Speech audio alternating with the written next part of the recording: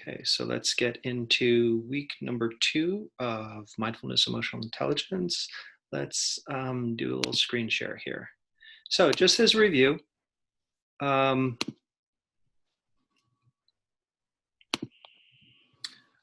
here we go. This is what we're doing a little bit last week. So, the salient point from last week, we were doing this comparison of various old school early Buddhist meditation practices that support Pierre Genet's three-tier process of working with trauma.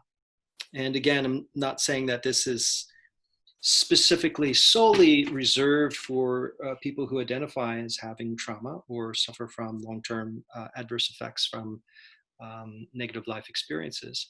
But I think that there's something kind of universal about this. You know, when we're training ourselves to access emotion, when we're training ourselves to feel into emotion, well, there's a reason why a lot of us don't. Simply put, most of us were not taught these things early on. So when we reach into the toolbox, maybe the helpful tools aren't there. Maybe all the tools around avoidance or overwhelm are there. So in a way, this is a training. You know, and a lot of the, I frequently go back to back in the day of the Buddha. There wasn't a word for meditation that we have. He wouldn't tell the monks, go off and meditate. He would say, go engage in bhavana, cultivation. You know, go engage in metta bhavana, cultivate the heart. Go engage in shamatha bhavana, cultivate the calm abiding. Engage in vipassana bhavana, you know, cultivate the insight practice. So there's this sense of cultivation or training. You know? So there is something about that training quality for us to cultivate new habits, new tools. So in some ways we have this, so we have in Genet's a way of working, first step, the safety, the stabilization, and then how that works with, aligns with the shamatha practices. How is it that we can train or cultivate a calm abiding so that this mind becomes quiet and content, and the body becomes a safe and pleasant abiding. You know, oftentimes for the majority of us, the body is riddled with physical discomfort, emotive stress flavors, and it's unpleasant. So we climb up into the mind, and what do?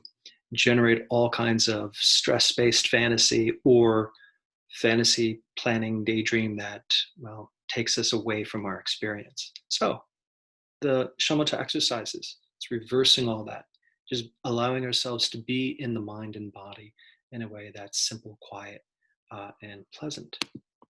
Then, so comparing the second stage, the insight practice of vipassana, and how that relates to kind of the processing, really getting into our experience.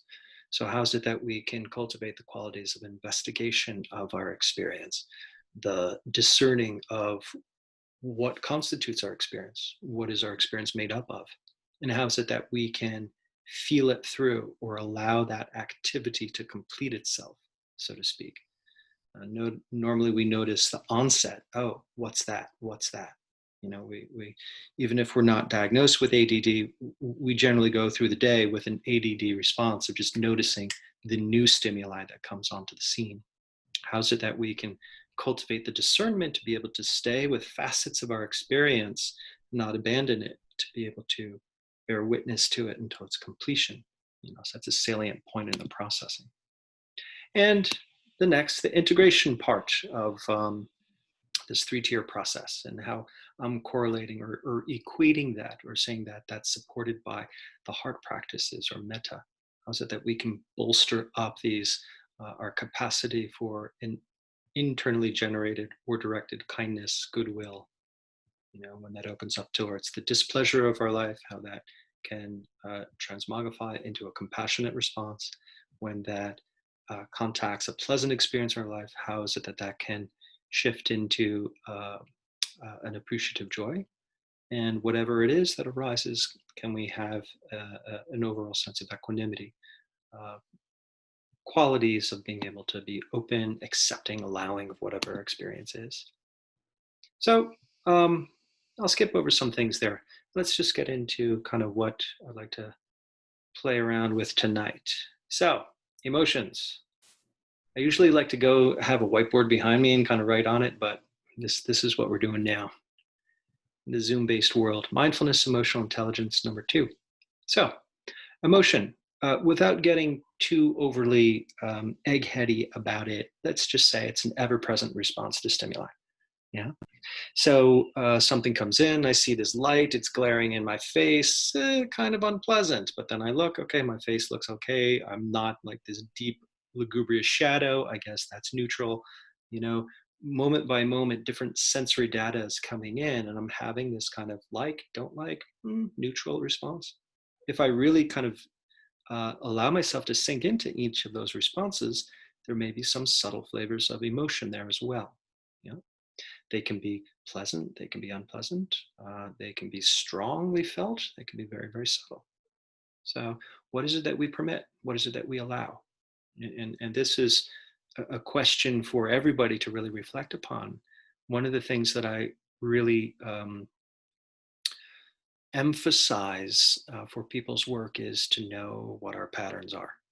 You know, the more we can know what our patterns are in terms of our resources and strengths, great, let's lean into those. Know what our patterns and habits are that disintegrate us, that gives us a sense of, where we trip up.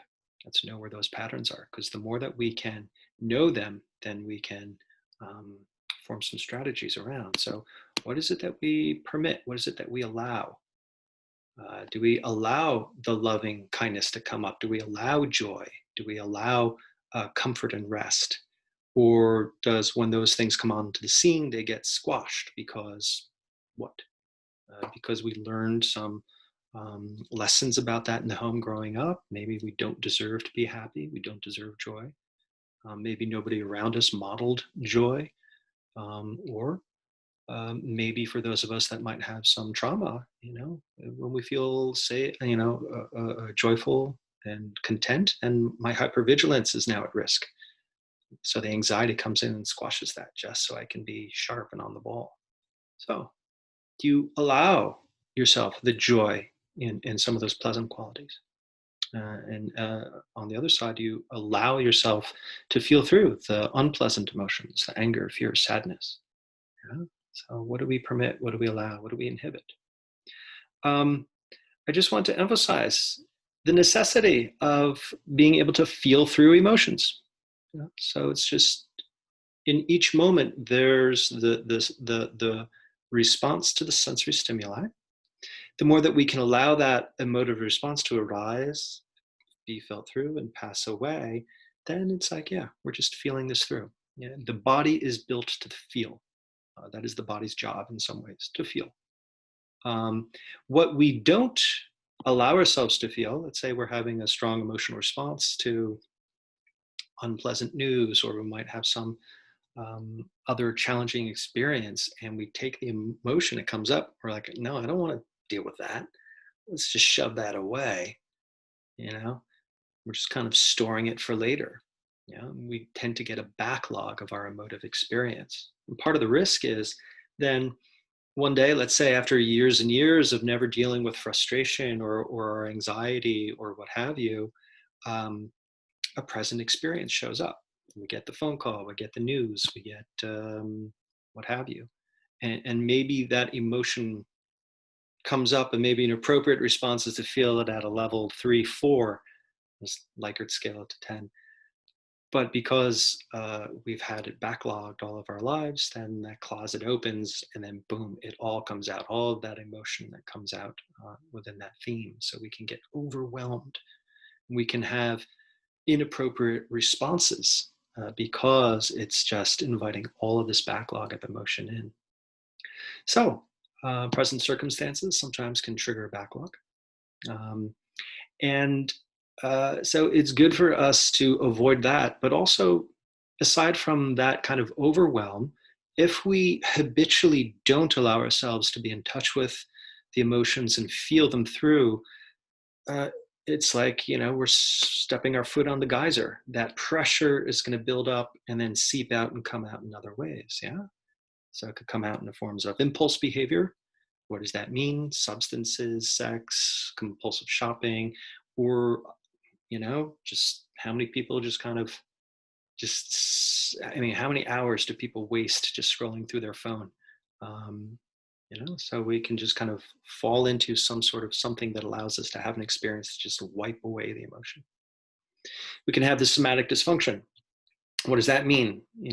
How many times maybe this applies to you or somebody that oh yeah, the stress is piling on, a lot of stuff is happening, but they say, yeah, I'm fine, I'm fine, I'm fine. But then, their back goes out, or their body starts reacting, skin rashes or what have you. It's just like the body takes it in and can't hold it, and then some system in the body kind of has a reaction. So the impulse behavior, the somatic dysfunction, then personality breakdown. What does that mean? um, I think that all of us, maybe a lot of us are diagnosed with one or a couple of things, but I think all of us have probably a handful kind of quirky aspects to us that might be subclinical. They're not necessarily, they don't really reach the criteria to really be a diagnosable thing. But just like when the waters come in and low tide begins to rise up, and then all the boats start to rise up with the low tide, sometimes it's the stress pours in. Some of those little quirky idiosyncrasies can start to become a little fueled up. So maybe I have a little paranoia here. Maybe I've got a little OCD type of tendencies there. But as the stress comes up, then boom, maybe they can come up to a level where it's really hard to be you. So, sorry to be negative, but just looking at, yeah, there's a price to be paid if we don't feel through. And I guess maybe I'm focusing on that because, well, um, it's good to reflect on what our habits and tools are. How is it that we know our emotions, and how is it that we respond to them? And wouldn't it be good to form habits that really allow ourselves to feel through that experience? So here's a little doodle. Sometimes I like this analogy. When meditating on our own experience, where we're potentially allowing some of our content to come up, it's good to know when and how to lighten up, and good to know when and how to bear down. You know? So here I have this little analogy of playing tag. Yeah. So I don't know if anybody has pleasant memories of this as a child, but tag, you run around. Then ideally, hopefully, the way you play it, there's a base somewhere. You could just kind of put your hand on the tree and be like, just take a little break. Yeah. So part of that is, that's the lightening up experience. It just got a little too intense out there. It's just I need to just kind of hang out and catch my breath. So, hanging out, lightening up when we need to have a little bit of a rest, when we need to kind of resource, when we need to feel a sense of safety, when we need to step back and prioritize self-soothing. It's good to know when and how to do that. And when we feel properly filled and replenished, and we feel like, all right, I'm going to join the game again, then it's good to know how to kind of bear down. And bear down, maybe that's not really the right term, because that kind of has a real intensity in its connotation there. More like maybe just leaning into the experience. How is it that we can engage what's going on in this mind-body experience? How is it that we can allow ourselves to explore it and allow for spontaneous uprising?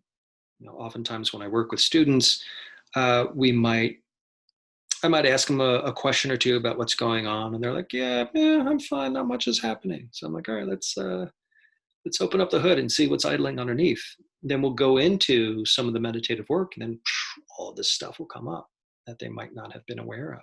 So how is it that we can allow for the spontaneous uprising and have that ability to bear witness to it? Yeah. Um, so I'm going to go into some technique in a bit, but I just want to say a word or two about that. Um, there's more to meditation, there's more to mindfulness than just technique. Um, Anybody who's worked with me in any capacity knows that I'm very into technique. I'm very into specificity, just because part of my criticism of a lot of the mindfulness movement is so much nebulosity. And I feel that if we have a good tool for the job, we can really get a lot of work done. So sometimes people balk at that. They might say meditation's more than technique, and especially about working with emotions. Of course, you're a human being, and it's good to have community. It's good to have people to talk to. It's good to have those resources of a team to feel that you have support. And you need to share what your experience is. You need to be able to how shall I say, have somebody also bear witness, attune with you, co-regulate with another person's nervous system as maybe you're exploring with them with safety. And something within that experience is very healing for you and your humanity, whether that's a professional clinician or a friend, a mentor, a sponsor, whoever is on your team. Uh, these are definitely important things, and I don't want to diminish them at all. But oftentimes, when we are bearing witness to our experience and we're sharing it in conversation, as soon as the emotion comes up, and I see this a lot of times with students and clients that I work with, I'm talking about something, here's the emotion, and I'm going to change the subject. Or I'm going to just go off into something else. It's just like touched upon something, and it's just like, oh, there's a little bit of a charge here. Yikes, I better go away. Or whatever other habit happens. Because oftentimes when we tap into our emotion, we also tap into, our old habits. Our habits around emotion, whether it's overwhelm, avoidance, repression, what have you. So this is where the training comes in, and this is what I like to spotlight and emphasize. Um, I often go back to this, but it bears repeating.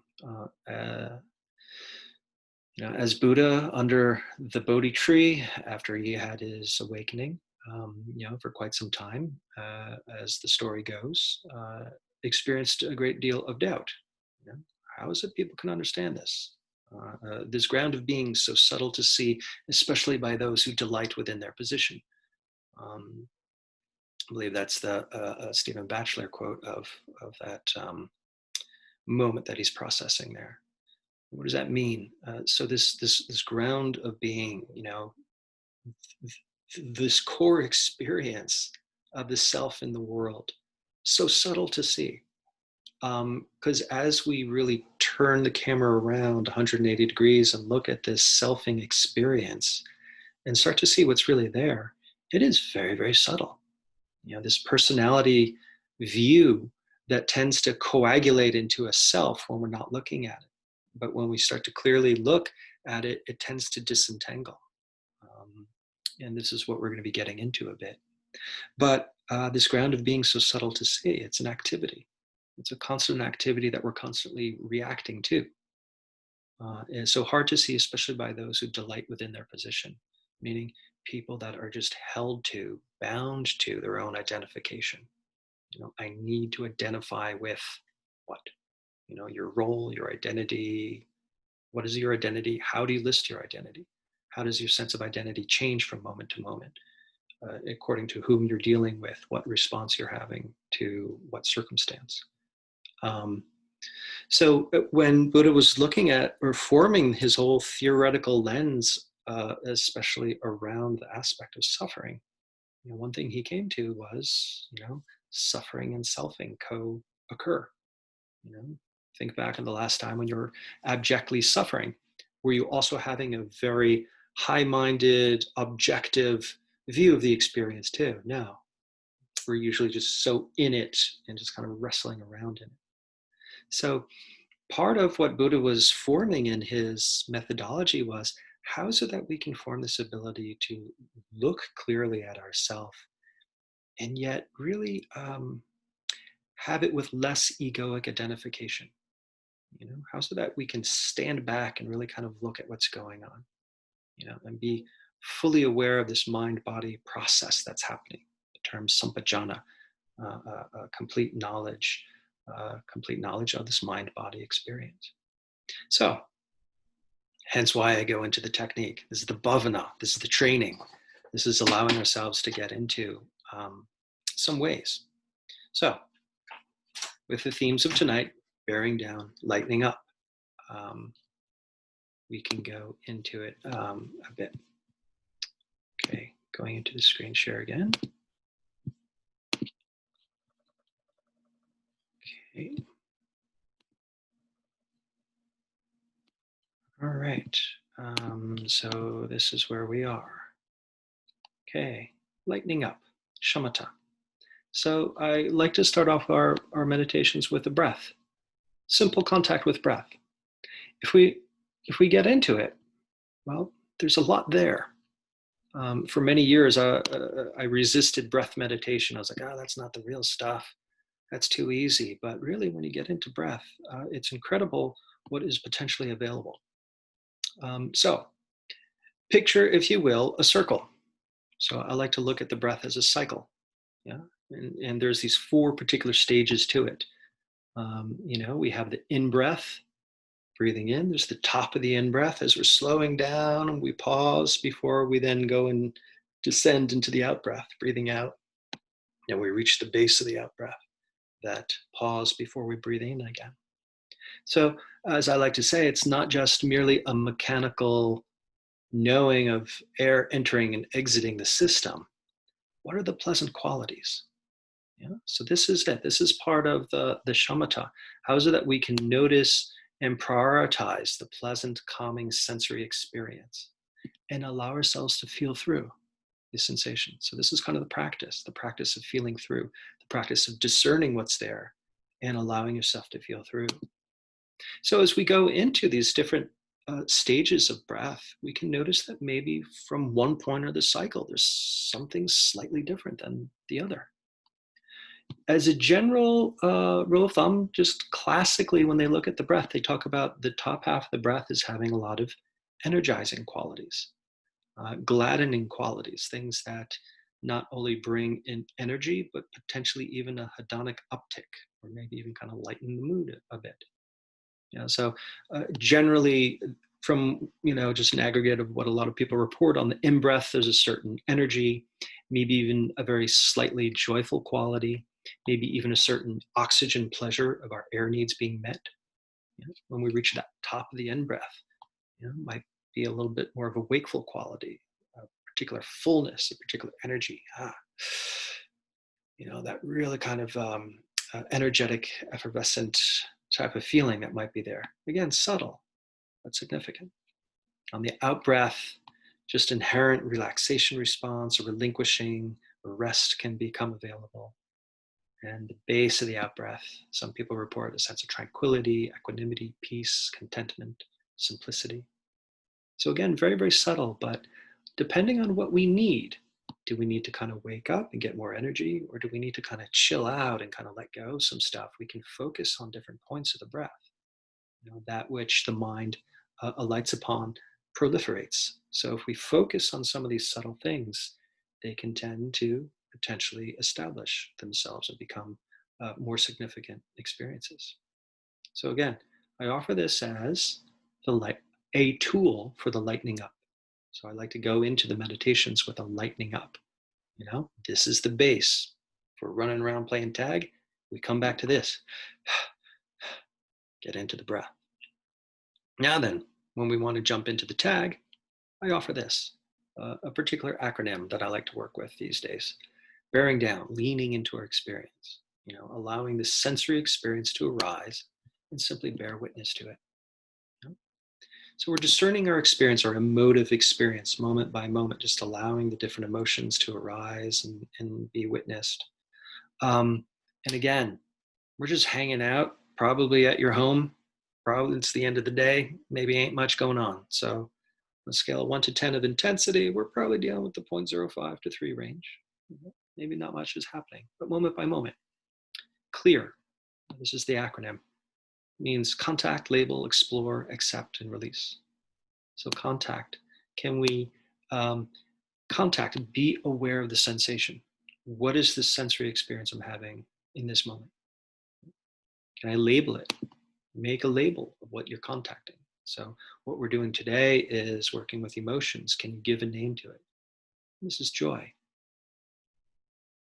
This is peace. Fear. Fear and acceptance. Acceptance. Equanimity. Joy. Something like that. So that's a significant part of the practice, is contacting and then making a label.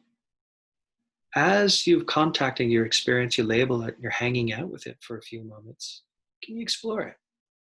What are the qualities that it has? It's the size, the location, the shape, the intensity. Is it expansive and it wants to move outward? Is it contracted and wants to pull inward? Start to gather up, notice what you can notice about the somatic expression of that emotion. And accept. Can you bring a sense of equanimity or acceptance to your experience? Can we be open, curious about it? And after we do all that, release. Just there might be some sense of gripping there, like, oh, it's pleasant, I want to hold on to it, or it's unpleasant, I want to push it away. Can we just kind of bear witness, accept, bring equanimity to it, and as we're dealing with present time awareness, to enter into the next moment, we have to release the previous moment. So just allow your experience to just go, allow it to return to the effortless rising and passing within our experience. Okay. So before we get into things, anybody have any questions about anything that I mentioned before we get into the sit? Feel free to just unmute yourself and manifest. I just have a question. If you mention, as you shown us and you labeled a few things, you couldn't explore them all. I mean, the exploration, I don't know how you would explore those 4 things in that one breath. Like, do you just follow one? That's a good question, Robert. Maybe I should have modeled it differently. I've been doing this for a couple decades, so there's a certain familiarity I have with it. But what was my contact point? What was it that I was exploring? In my exploration, as I was contacting and labeling those, I was just having a loose sense of, okay, where's it showing up in the body and kind of what's the contours, what's the shape? So if I were to kind of revisit it, it was, what did I say? Joy. It was kind of like here and in the mouth and the eyes. And then when I noticed fear, it was like, oh, okay, here, and then kind of in the throat, and then it started to kind of radiate. And then there was this acceptance. I was able to feel that kind of coming up and then kind of cooling things out.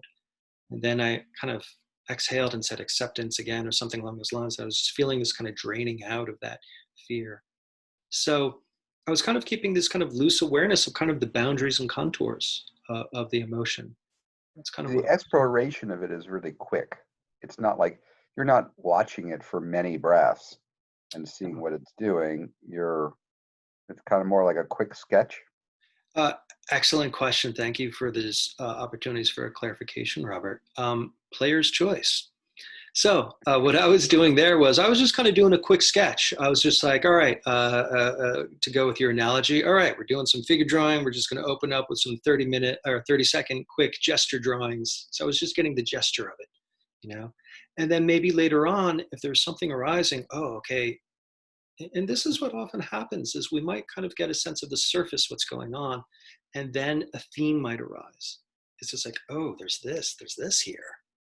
And there might be kind of like a present tone. There might be other emotions that happen, but there might become something that becomes prominent, particular anger, fear, sadness, what have you, or a joy, peace. And if you want, then it's just like, all right, I can just take some time to really explore this, get into the sensory experience of it. What's the shape it has? And as I'm kind of having my awareness go around it, I might want to move. Oh, okay, I notice that little expansion. Oh, I notice this contraction here. So player's choice, you can just kind of keep it light and polite and just kind of do a little whack-a-mole. I notice that, notice that, notice that, just cruising along. Or if you want, you could be like, you know what, I'm just going to let all this other stuff go, and I'm just going to be with a facet of my experience, just really kind of sink into it a little bit. And again, this is part of the question of bearing down and lightening up. It's just like, all right, this is happening. Oh, let's really explore this. Let's really get into it. You know what? I feel like kind of going to first, second gear. I'm just going to keep it light and polite and just kind of notice what's going on, bop around back and forth. Or be like, you know what? I'm just going to tag out for a little bit and just hang out on the tree and catch my breath and just lean into the shamatha. Mm-hmm. Is that Yep. helpful? Yeah. Thank you. Okay, good. Do you have your hand up, Jerry? I did. We talked before. Wild guesses are okay. Yes. If you don't know what is there a danger to that? Like if you're mislabeling whatever the emotive experience is to add more confusion? Well, to your point, wild ass guessing is always appropriate in the way that I like to work. And again, just as a reminder, put in a good D- effort. That's what we're going for. Not perfection, but just practice. So is there a danger in mislabeling? What we're trying to do is cultivate the concentration, clarity, and equanimity. Concentration, can I put my attention on this activity and be with it as long as I deem it relevant? Concentration, clarity, the sensory clarity, oh, this is what it is, this is the tone, what have you, leaning into it. And equanimity, what's my ability to have a sense of okayness or acceptance with this and allow it to do what it needs to be done? That's really the main thing. All of this C.L.E.A.R acronym is just helping to develop those qualities. If I say today, oh, that's fear, and then tomorrow I'm like, actually, that's kind of not fear, that's actually excitement. I'm actually looking forward to that. It's okay. It's okay if we mislabel it. Wild ass guessing is always appropriate. Not sure is always an appropriate label. And if something shows up, you don't know what it is, and you just want to make up a label, then just make something up. That's perfectly cool. Good. Thank you, Jerry. Matthew, I see you have the virtual hand raise. Yes. I think earlier you said for some people, sometimes experiencing something like joy comes at the cost of hypervigilance, which is that what you said? For some people, yeah, maybe there might be. Yeah. So I can relate to that quite a lot, and it's just an interesting thing if you're looking to experience something like that fully, but you want to allow a feeling that your body might switch after that into a fear response. Yeah.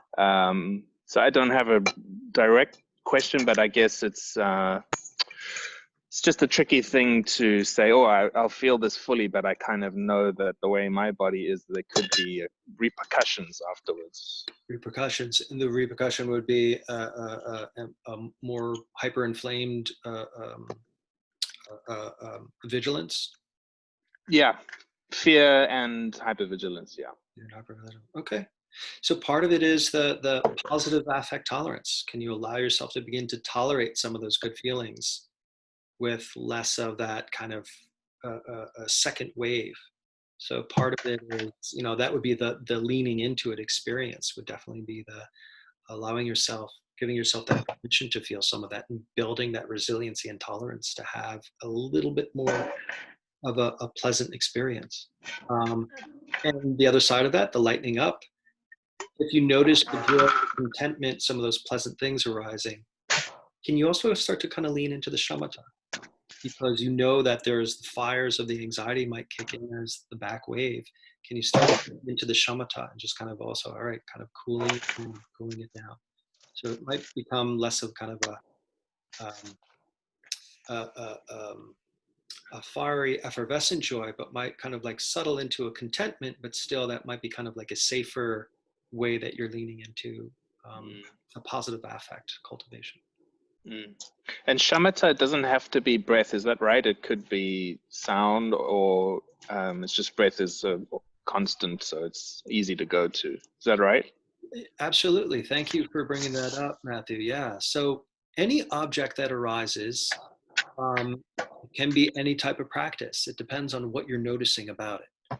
So if you're noticing what is pleasant, restful about the experience, then that's becomes a shamatha object. So if for some people, breath might not be their go-to for calming down, external sound might be a better thing. So if there's pleasant or neutral sounds in your environment and you just want to open up to that and rest in that and the potential spaciousness that it gives you, and you're noticing it's pleasant, it's restful, great. That's a good shamatha object. Cool. Cool. Thank you.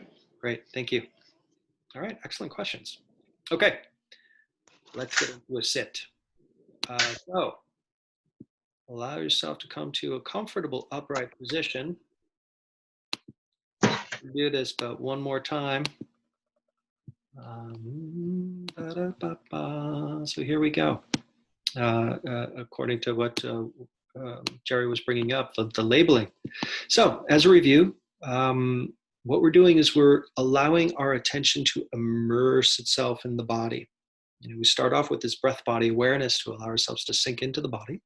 And then after that, we notice what are the sensations in the body that are primarily emotive in nature. So they could be the unpleasant ones, the anger, fear, sadness, hopelessness, disgust, shame, embarrassment, so on down the line.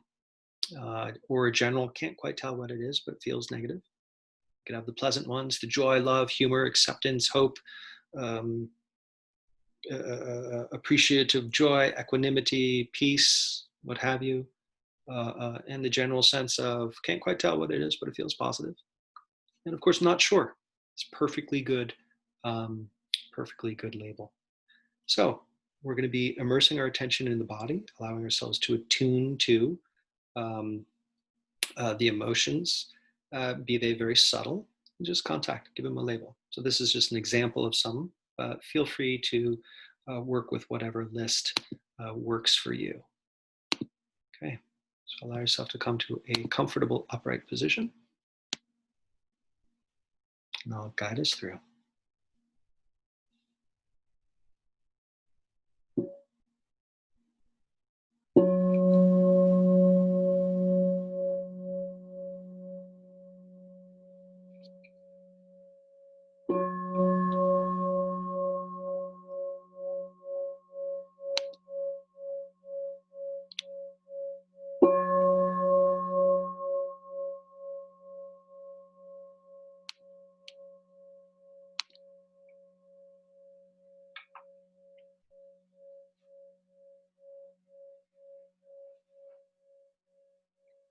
Allow yourself to straighten up and settle in.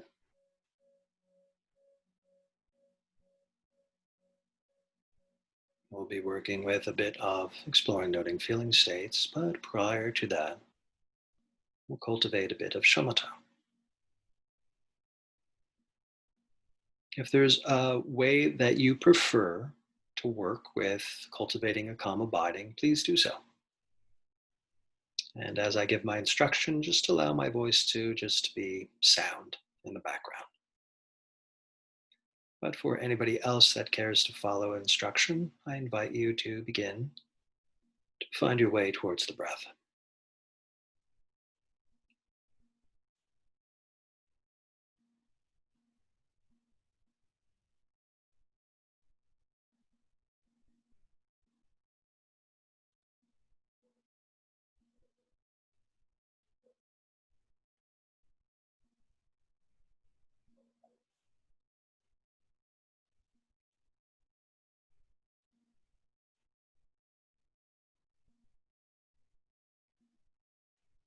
So, traditionally, we start off with a narrow contact, a narrow focus.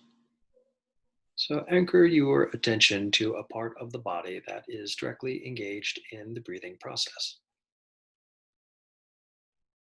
The nose, throat, lungs, or belly, whatever feels appropriate for right now. Anchor your awareness here.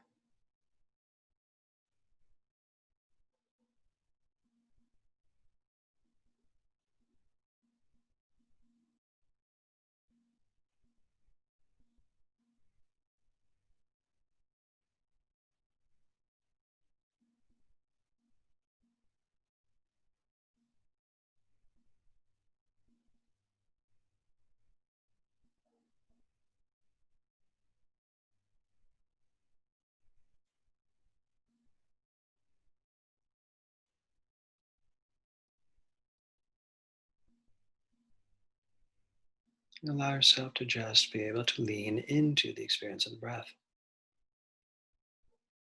Not merely the mechanical air entering and exiting, but what are the pleasant qualities you notice? Can you discern, recognize what they are? You don't necessarily have to give them a name or anything right now. Just allow yourself to recognize when they arise and give yourself permission to feel them. What's available for you on the in breath?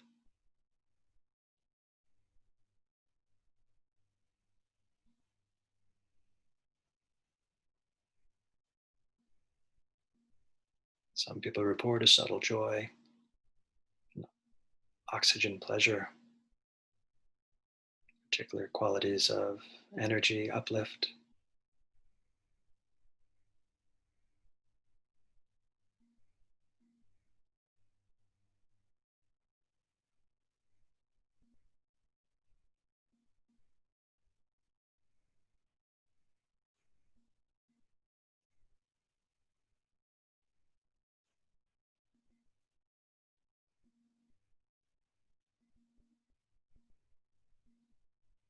And what's available for you at the top of the in breath?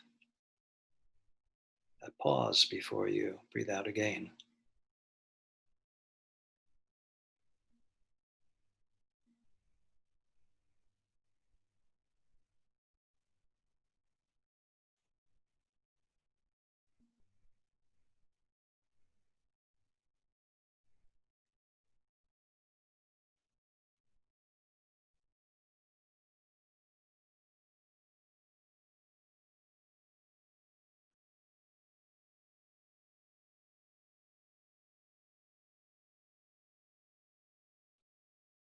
What's available on that out breath?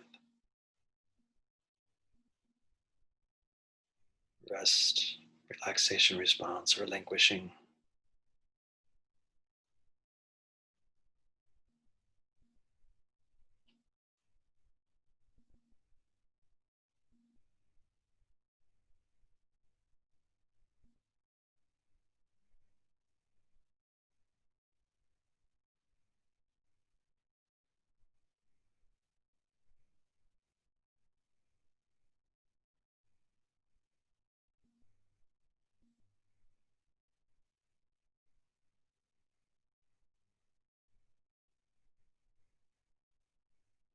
What's available at that base of the out breath? Pause before you inhale again. Settledness, a contentment, acceptance, and equanimity, whatever it is for you.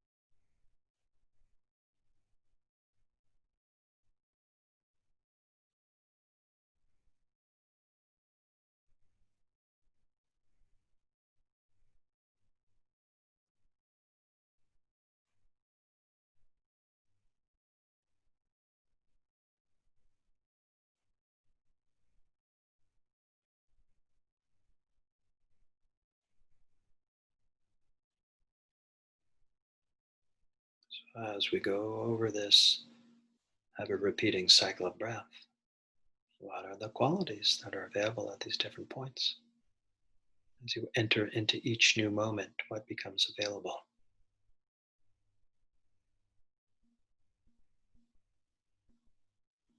And just like when a pebble splashes into a pond, there's a localized splash that eventually ripples outwards to the parameters, the edge of the pond.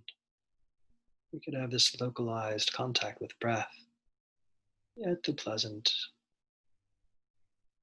sensations and qualities may subtly ripple outward into the body. Can you permit, allow, and feel through these experiences, be they subtle, fleeting? Just recognize them when they do arise and abide with them for as long as they flourish.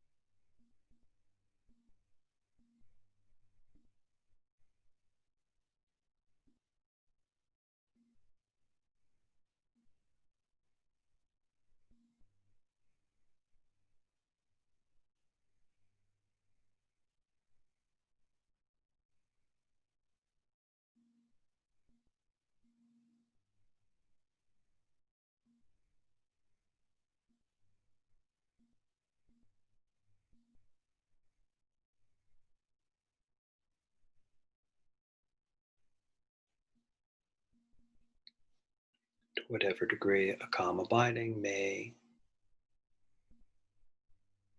potentially become available, even if it's fledgling and subtle, that's fine. This is us hanging out on base.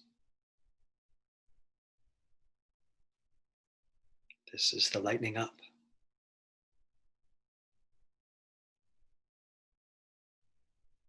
Just engaging in being content and satisfied with sitting with simple contact with breath.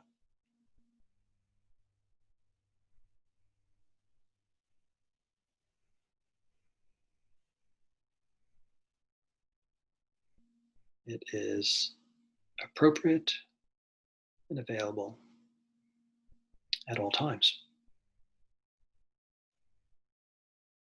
Now then, if anybody would like to go play tag, I invite you to this next part. We already have this awareness abiding in the body. Allow yourself to attune your attention to the sensations that are primarily emotional in nature. Most people report detecting these in the front of the body, face, throat, front of torso.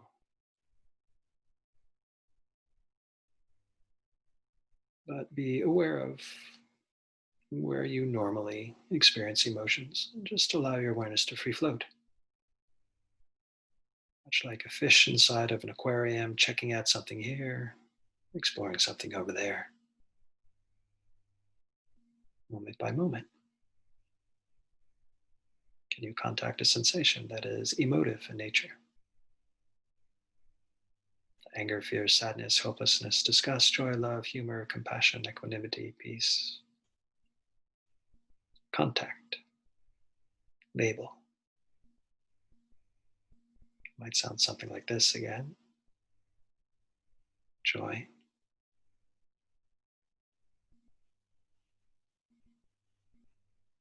Fear and joy.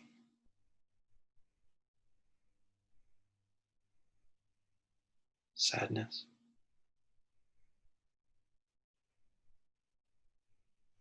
Appreciation. And so on like that. Abiding in your body, contacting and labeling.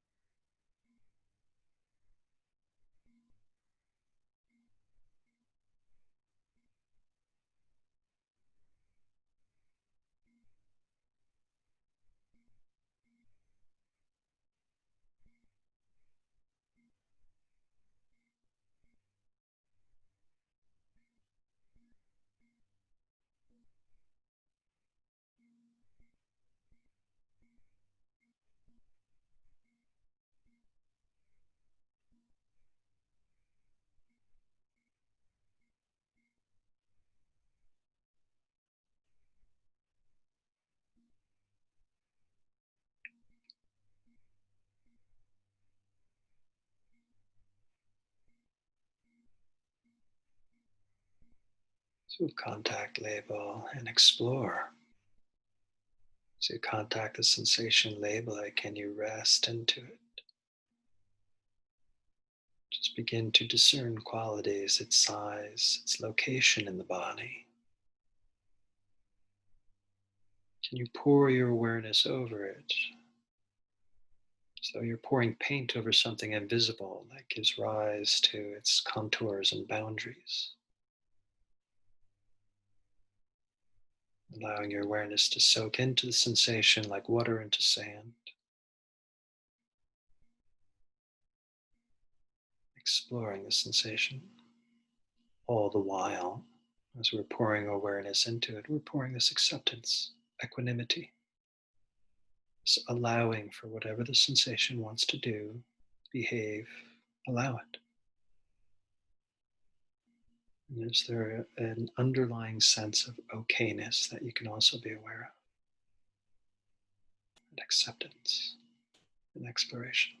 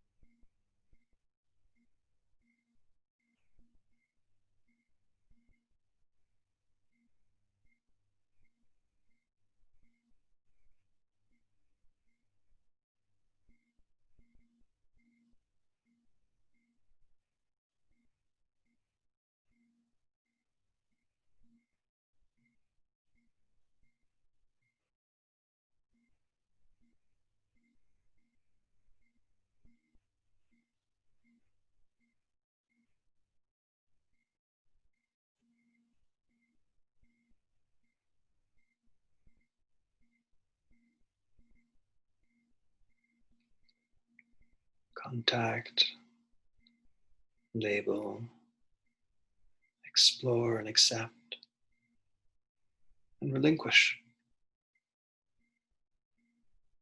Let go. As we enter into the new moment, what is it that we're holding on to from the previous? Part of the permitting and allowing is to have something come into being. Part of the permitting and allowing and accepting is allowing it as well to pass away from being. Just like a smile effortlessly arises, flourishes, and passes away on the face. Can we allow that to happen with the anger, fear, sadness, the joy, love, humor, without getting in the way of its rising or passing? What is it that we can shed in each moment to allow ourselves to be open in the next moment? Contact, label, explore, accept, and relinquish.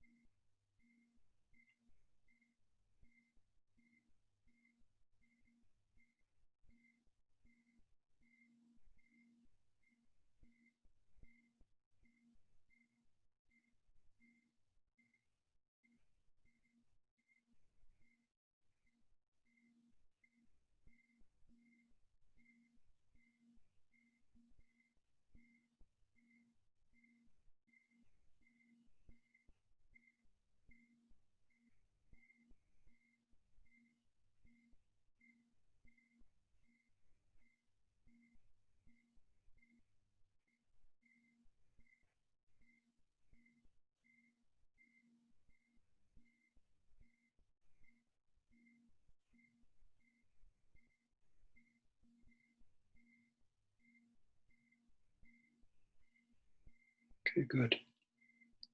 So we've been training, cultivating for a bit, efforting with technique. Now I invite you to just let go. Let go of all technique. Allow yourself to just rest, whatever way feels appropriate.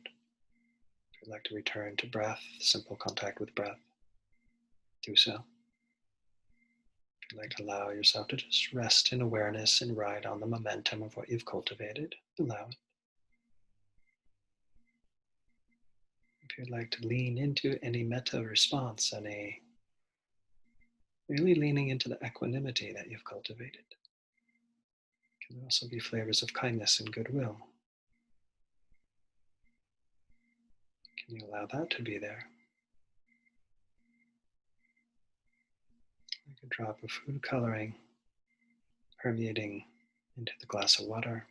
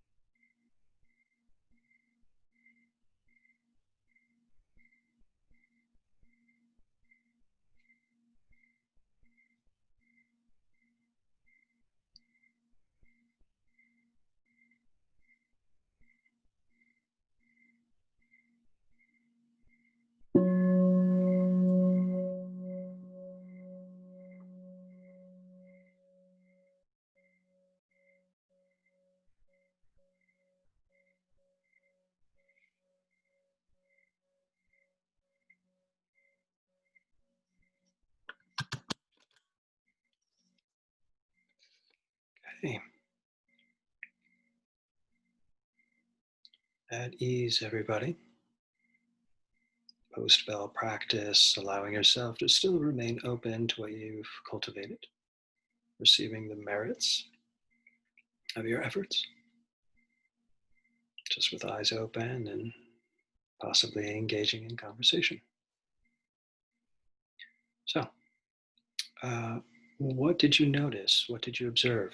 What was relevant for you during practice? And of course, any questions that you may have, just feel free to unmute yourself and manifest. I'm recording some of these sessions here, so I keep people's thumbnails to a minimum and I blur out faces and such like that, so I don't see everybody. I'm trying to conceal people's identities, so just feel free to just shout.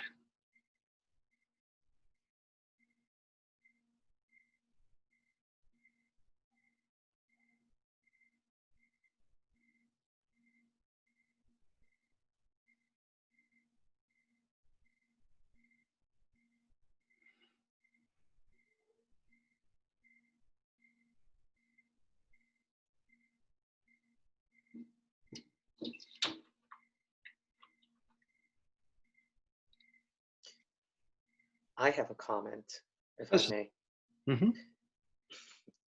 As I started doing it, following your guidance, it was denial and distraction.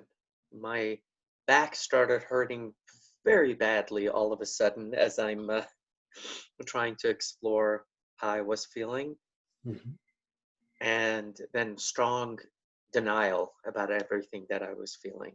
So it was just this complete distraction and inability to focus like I usually do during practice. Hmm. So your back started to hurt, and then the denial. How did the denial show up, and how did you experience that? So as I was thinking, it was a work issue, and I was trying to feel through that. And it was, how do I how do I say it? It was, I just could not focus on the issue. I could not focus on the way I was feeling. And I just kept getting distracted. And I don't know how to describe the denial. It was just not wanting to face it, Mm. not wanting. It was so unpleasant that I didn't want to think about it. It just so was refusing to deal with it. And then the back pain took over and it was gone. And the rest of the practice is a blur. Was a blur. So then what happened? Were you working with the back pain, or did you kind of fall into a little kind of a dissociative, kind of sleepy, kind of not really there response? Both, both the back pain and then planning what I'm gonna do after the class is over, after the session is over. Okay, Uh, good. Doing laundry, cooking, just complete distraction, things that don't happen to me during practice. And I think it was uh, trying to focus on some negative things that are happening. Why did you choose to focus on a negative story? Just curious. Because it's huge right now. Okay. That's the only thing that came to mind. It's huge. It's a huge part of my life. So I couldn't think of anything positive, interestingly. Mm. Okay. So you're sitting, and that was the content that came up in the mind, and it just kind of triggered a strong emotive response that you just automatically kind of shut down. Right. Yeah. Correct. And the back pain, at what point in the timeline did that come in? Was that there before, or then at what point? Yeah, it's always there, just mildly, and I do feel it throughout every sit, but it just got so strong that I couldn't sit still anymore. For the first time, for as long as I remember during practice, I started moving and I had to stretch and I leaned forward. It was just so intense Mm. that it was just, I know it was a response to distract me from dealing with whatever was going on. Okay, And good. I was thinking, is this a skillful reaction to what is happening here? And I just gave up. Okay, good. Thank you for describing that. Sounds like you had a good sense of what was going on in the moment. So it's fairly got a lot of things going on there. So it sounds like you've got this kind of overarching issue that's taking place at work that takes up a significant part of your um, time and energy. Currently. And then you also have a physical discomfort that you live with chronically, or at least for the time being. Right. Yeah. And then so when you bring up something, and it wasn't part of the instruction to think about something, if anything, like the thoughts to be in the background. However, if people choose to do a trigger practice where they want to bring up an issue, just like, all right, I want to work with the bell sound, consciously bring it up and focus on it. People can do that. So it sounds like you kind of touched the third rail. It seems like what you brought up was just so kind of intense that there was that denial, like I don't want to be there. Right. And so whatever arises in awareness is subject to craving, aversion, unconsciousness. Those are the three poisons, according to early Buddhism. So that's kind of the opposite experience of having equanimity towards something. Not to say that there is any failure there, just saying, if anything, good on you that you're able to have a clear experience of it, or at least you're aware of it. At any given point in time, all of us, all of humanity, this is part of, again, Buddhist theoretical formulation of the view of suffering, is the suffering sits on the stool of three legs: craving, aversion, unconsciousness. So the pain arises and it's distracting, whether that just was happening, it was time for the pain to become worse, or it was something about the thinking about that experience and the emotions came up and you're like, nope, then the back pain flares up.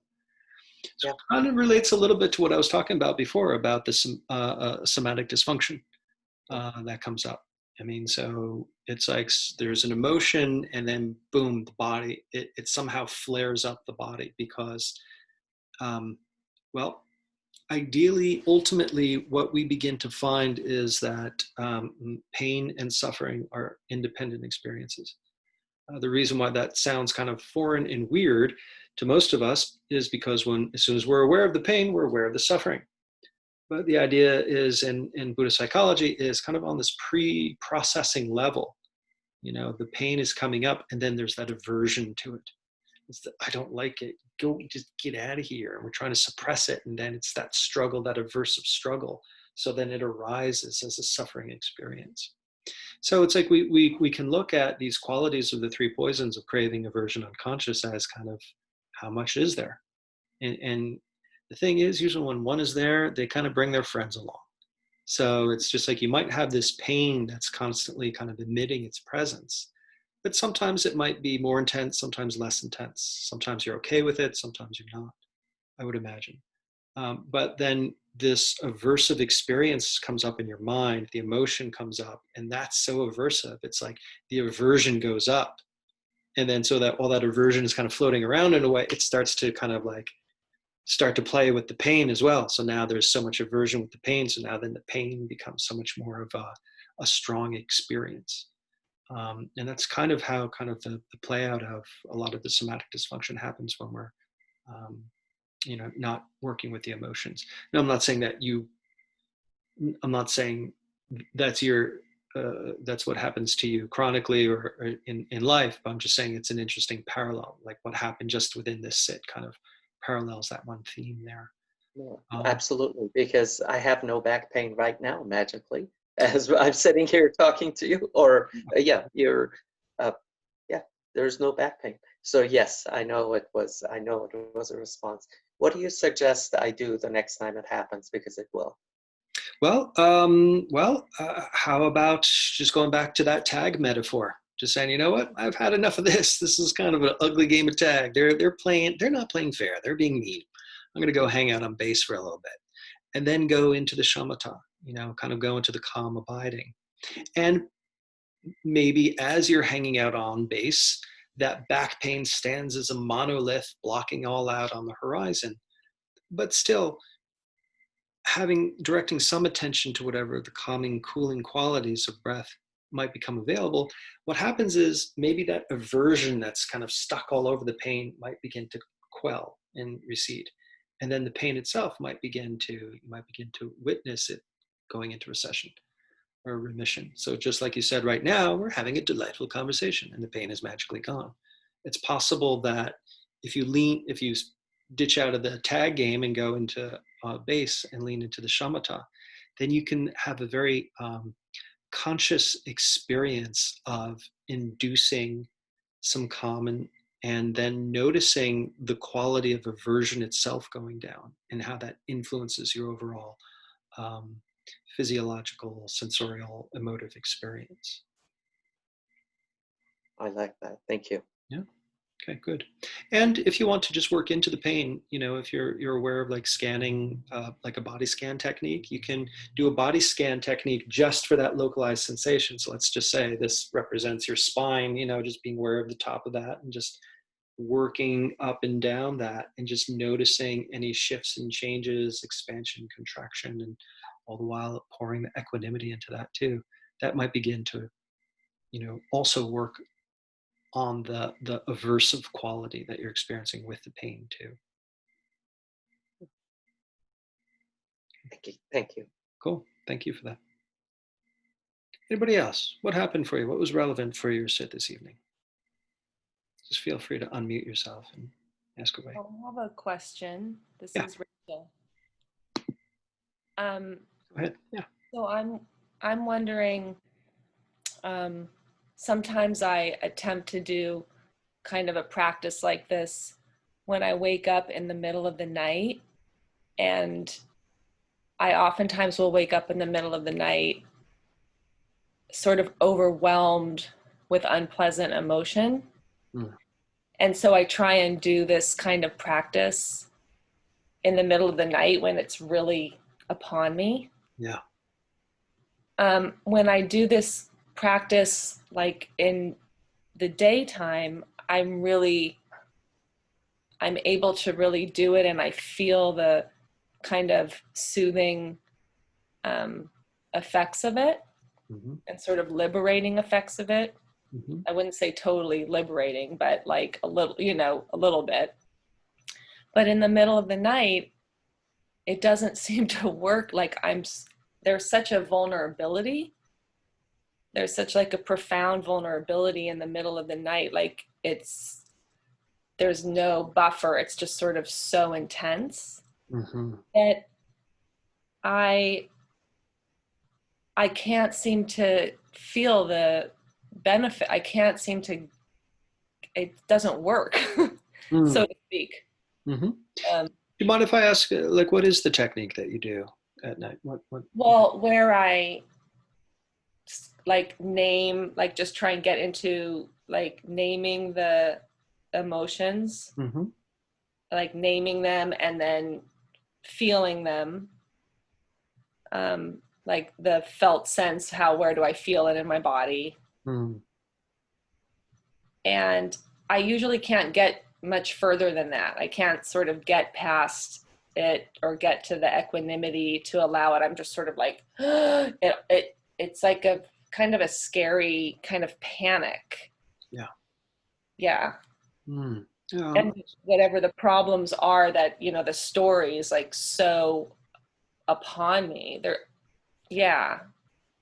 Yeah. So there's a lot of mental activity that comes along with it. Yes. Okay. Good. Well, it's good that you're clear about the experience. Not saying it's good that it happens. I'm sorry that happens. It's very unnerving.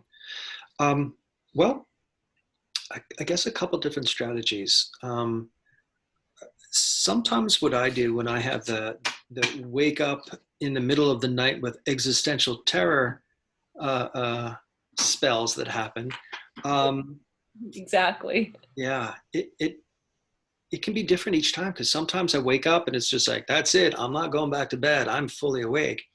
And then sometimes it's like I'm kind of partially awake and I don't really have all my tools. It's just this kind of like unmitigated mass of primordial soup of existential terror. And sounds familiar. And it's hard to really engage sophisticated tools. So I'll share a little bit of what I do, but then a lot of it is what's the available tool in the toolbox. I'm for some time I've practiced with Shinzen Young's See, Hear, Feel practice. Are you familiar with that one? No. Okay, so what you have is you have an uproar of feel space in the body, lots of emotions, but you also have an uproar in mental activity. Now then, so some of that is the images that you see in the mind's eye, some of it is the internal talk, the auditory component, and some of it is the emotion. And the thing is, they all kind of fuel each other. It's like you see this image of a scenario that's horrible. There's an auditory commentary about it. There's this explosion of emotion that fuels the next comment, that fuels the next image of the frame of the movie. And they're just kind of bopping back and forth. So oftentimes what I do is I'll go into this see, hear, feel experience. And what that does is, well, what it is moment by moment, as this seeing, hearing, feeling experience arises, I just kind of do the C.L.E.A.R, contact label. So the labeling set is see, hear, and feel.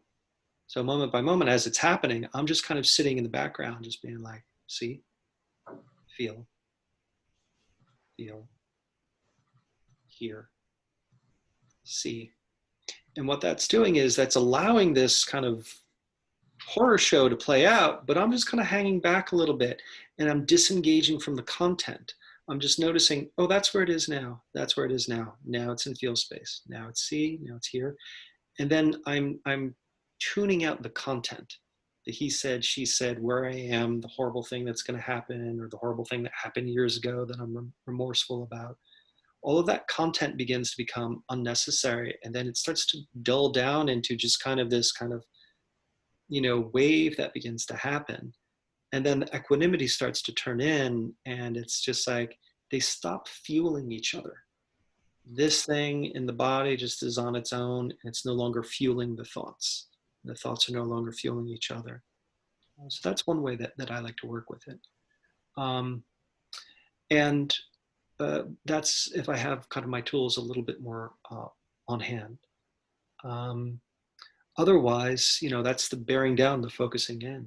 And then if my tools aren't really there, it's the focusing away. Can I lean into, breath and intentionally noticing what the comfort is, the comfort of the mattress, the comfort of the blanket, the comfort of the pillow, the comfort of the breath, and start to, even though the other stuff might be loud on a scale of 1 to 10, it's a 7, 8, 9, and the calming stuff is very minimal. Still, by continually directing my attention towards that lightening up, going towards the base again, then that might become a little bit more established. And sometimes it's easier to, when my tools aren't there, to just be like, all right, the bed is cozy, this is cozy, the breath is cozy, and kind of like the go to sleep meditation I do with my daughters at night. So those are kind of two options. I don't know if either of those resonate with you.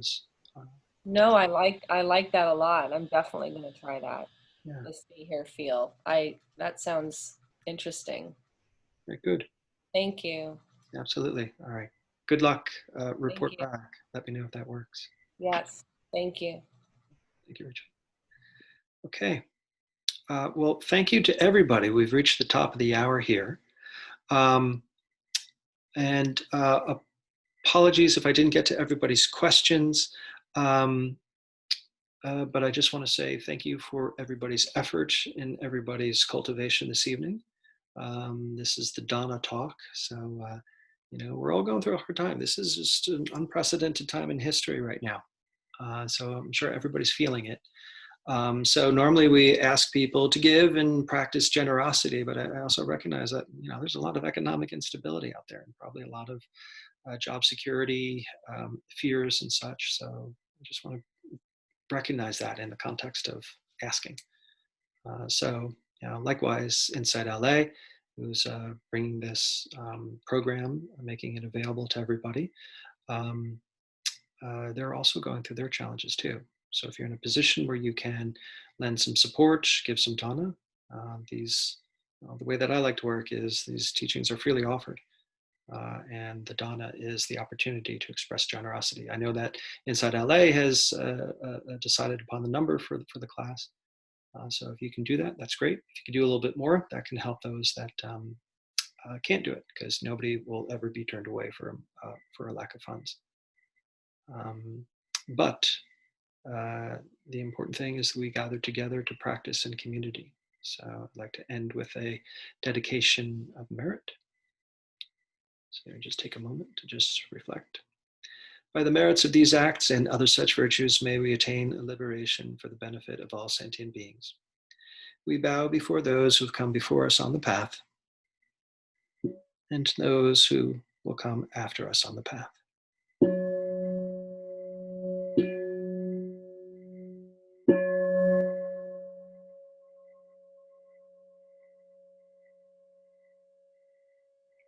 Okay.